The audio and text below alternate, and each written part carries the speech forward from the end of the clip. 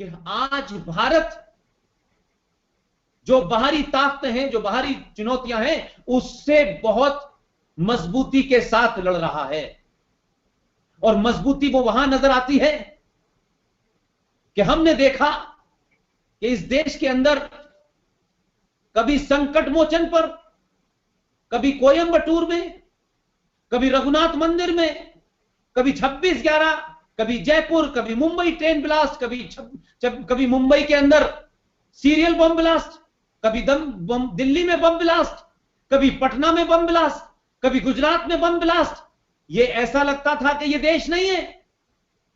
इस देश के अंदर हजारों करोड़ों लोग ऐसे मौजूद हैं जो विदेशी ताकतों को दावत देते हैं कि आप आइए और यहां आकर के इन हिंदुओं को, इन सनातनियों को ठीक करिए। आज भी ऐसे लोग मौजूद हैं। लेकिन ये जो बम ब्लास्ट का सिलसिला इस देश में चल रहा था, कभी कोई इशरत पैदा हो जाती है, कभी कोई सोराबुद्दीन पैदा हो जाता है, कभी कोई अफजल गुरु पैदा हो जाता है। ये सब कौन थे? ये विदेशी ताकतों के एजेंडे पे यहां करोड़ों लोग काम करते हैं। और जब जब भारत संकट में हुआ है, तब तब उन लोगों ने अंदर रहते हुए कैसे दुश्मन के लिए माहौल बनाया जाए, कैसे दुश्मन के कि हम यहां की खबरें बाहर पहुंचाएं, किन रास्तों से पहुंचाएं, किस तरह पहुंचाएं, वो तमाम सारी चीजें उन्होंने अपनाई। लेकिन उसके बावजूद भी आपके देश को उस सैनिक ने हारने नहीं दिया। ऐसे में विदेशी ताकतों की बात होती है, जो आप दुनिया में जानते हैं कौन कौन विदेशी ताकतें हैं, क्या क्या करती हैं, कैसे भारत को कमजोर करती हैं। लेकिन मैं पिछले 3 साल से, जब से मुझसे RSN सिंह और GD बख्शी ने कहा, सुशील पंडित ने कहा, इन सब लोगों ने कहा कि कुछ बातों को आपको कहना है, क्योंकि जिस पस मंजर से, जिस बैकग्राउंड से, जिस पृष्ठभूमि से आप आए हैं, वो आप ही कह सकते हैं। तो सब कुछ छोड़ने के बाद किसी से कुछ बताया नहीं, न किसी को मैंने हल्ला किया, और बोलना शुरू करके मैंने कहा कि मैं अपनी बात रखूंगा। अगर देश को पसंद आएगी तो देश कहेगा तो बोलूंगा, नहीं कोई जबरदस्ती नहीं है, कोई मजबूरी नहीं है, ये पेड स्पीच नहीं है, ये पैसा देके बोलने वाली स्पीचें नहीं है जो RSN सिंह साहब और GD बख्शी बोलते हैं, जो सुशील पंडित बोलते हैं, जो दिल्ली की सड़कों पे फाका मस्ती करते हैं। लेकिन राष्ट्र के लिए जब बोलने की बात आती है तो कोई चैनल हो, कोई टीवी हो, छोटा हो, बड़ा हो, छोटा प्लेटफॉर्म हो, 50 लोगों का हो, 500 लोगों का हो, हजारों का हो, हम इस बात से नहीं शर्माते कि हम बहुत बड़े हैं, हमें करोड़ों लोग सुनने आएंगे। आपकी बात में जान होगी तो करोड़ों लोग आपकी बात को सुनेंगे। और अगर आप आए बाएं शाएं और अपने स्वार्थों को ऊपर रखेंगे तो यही लोग आपको डस्टबिन में डालते, वो मैं हूं या कोई हो। इसलिए मैंने कहा कि आंतरिक चुनौतियां आज की डेट में ज्यादा हैं। आप सोच सकते हैं कि भारत पे के राज के ऊपर एक ताकतवर राजा बैठा है, एक डिसाइसिव सरकार बैठी है, एक पावरफुल होम मिनिस्टर है, तो फिर भारत के अंदर ये आंतरिक ताकतें, आंतरिक दुश्मन, गद्दार, देशद्रोही क्यों हैं? ये सवाल आप पूछ सकते हैं। मैं इसलिए कह रहा हूं कि पिछले 70 सालों में संवैधानिक तौर पर कानून में बदलाव, संविधान में बदलाव, यानी संविधान में घोटाला, कानून में घोटाला, आपने अध्यादेशों में घोटाला, संसद में घोटाला, सुप्रीम कोर्ट में घोटाला कर करके इस देश के गद्दारों को, इस देश के देशद्रोहियों को मजबूत किया है। सत्ता पे बैठने वालों ने अपनी सत्ता को मजबूत किया, लेकिन राष्ट्र भारत को कमजोर कर दिया। इसलिए मैं मानता हूं कि पहली बार राज्य की सत्ता पे वो लोग हैं जिन्हें राष्ट्रवादियों ने चुना है।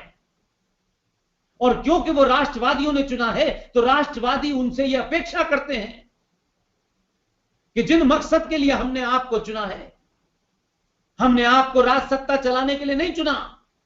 यह राज सत्ता तो तब भी चल रही थी जब भारत का प्रधानमंत्री सो जाता था।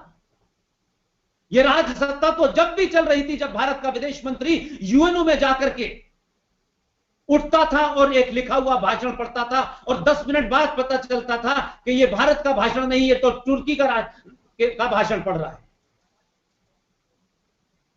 हमने बहुत मजाक कर लिया, हमने भारत को बौना बना दिया है। हमने भारत की छवि क्या बना के रखी है कि भारत के अंदर कोई बदलाव होगा, लेकिन हर छुट भैया देश, हर गद्दार यहां से बैठ के बाहर की ताकतों की मदद करेगा और बाहर से फिर कहेगा कि इनको सबक सिखाइए। हमने भारत राष्ट्र को, सनातन के मानने वालों ने भारत राष्ट्र को, भारतवर्ष को किस तक किनारे तक पहुंचा दिया है, यह सोचने का समय नहीं है? क्या कभी हमें इस बात पे शर्म नहीं आती कि हमने एक ऐसी महान संस्कृति को नष्ट होने दिया? बौने लुटेरे बलात्कारियों को हमने इस देश पे राज करने का मौका दिया। क्या यह कभी सोचने का वक्त नहीं है कि कौन सी कमियां थी वो हमारे अंदर, कौन से कारण थे कि जिनके कारण इस राष्ट्र को हर एक ने रौंदा?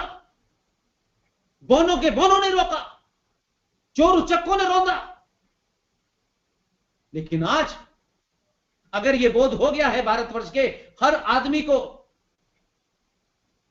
चाहे वो बलिया में हो, चाहे वो गुजरात में हो, चाहे महसाना में हो, चाहे रामपुर में हो, बरेली में हो, हर जगह लोगों में एक लौ जल गई है। ये देश का नागरिक पहली बार भारत राष्ट्र की बात करने लगा है। इसलिए गद्दारों की प्रॉब्लम यह है, जो गद्दार इस देश के व्यवस्था के अंदर हैं, इस देश के इंस्टीट्यूशंस के अंदर हैं, जो सेकुलरिज्म की आड़ में हैं, वो तमाम गद्दार ज्यादा ताकत से इसलिए चिल्ला रहे हैं कि पहली बार उनकी एक आदर्श न दिखने वाली इनविजिबल सत्ता को पहली बार किसी राजा ने संवैधानिक तौर पे चुनौती दी, और जो संविधान के खिलाफ था उसे उन्होंने डस्टबिन में फेंक दिया। आप में से किसी ने नहीं देखा। मैंने इसीलिए कहा, ये जो गुस्सा है, ये जो आग है, ये जो आवाज में तलखी है, इसलिए है कि इन 70 सालों में आपसे झूठ बोला गया, और इतना झूठ बोला गया कि आपको कभी सच ना पता चले।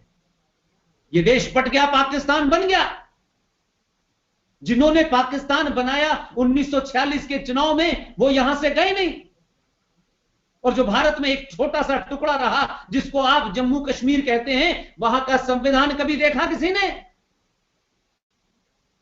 क्योंकि वहां मुसलमानों की परसेंटेज मेजोरिटी में थी, तो आप वहां का संविधान भी अलग था, वहां की विधानसभा का टर्म भी अलग था, वहां झंडा भी अलग था, वहां प्रधानमंत्री होता था। यानी ये दुनिया का पहला ऐसा डेमोक्रेटिक राष्ट्र था कि जब ये आजाद हुआ तो एक राष्ट्र बना, रिपब्लिक भारत, डेमोक्रेटिक भारत। लेकिन ऐसा देश मैंने कहीं नहीं देखा कि आपके अपने देश में एक राज्य हो और उस राज्य में भी प्रधानमंत्री हो, उसका झंडा अलग हो, उसकी विधानसभा अलग हो, उसके कानून अलग हो। ये कहीं देखा आपने? लेकिन सेकुलरिज्म की आड़ में सत्ता की भूख ने इस देश के नेताओं को आपकी भारत की पावन धरती के ऊपर जो बांट दी गई, बंगाल बढ़ गया, जितनी पॉपुलेशन नहीं थी उससे 10 गुना जमीन चली गई। लेकिन आपने बचे कुचे भारत के ऊपर भी एक इस्लामिक राज्य बनने दिया। 5 अगस्त 2020 को भारत के राष्ट्र के ऊपर इस्लामिक आतंकवादियों ने, इस देश के गद्दारों ने, पाकिस्तान के चाहने वालों ने, स्लीपर सेलों ने और सत्ता पे बैठने वाले पाकिस्तान परस्तों ने, जिहादी परस्तों ने कश्मीर राज्य को भारत के संविधान की धाराओं का उल्लंघन करके भारत को कश्मीर में जाने से रोका। लेकिन 1000 साल हम छोटा पीरियड लेते हैं।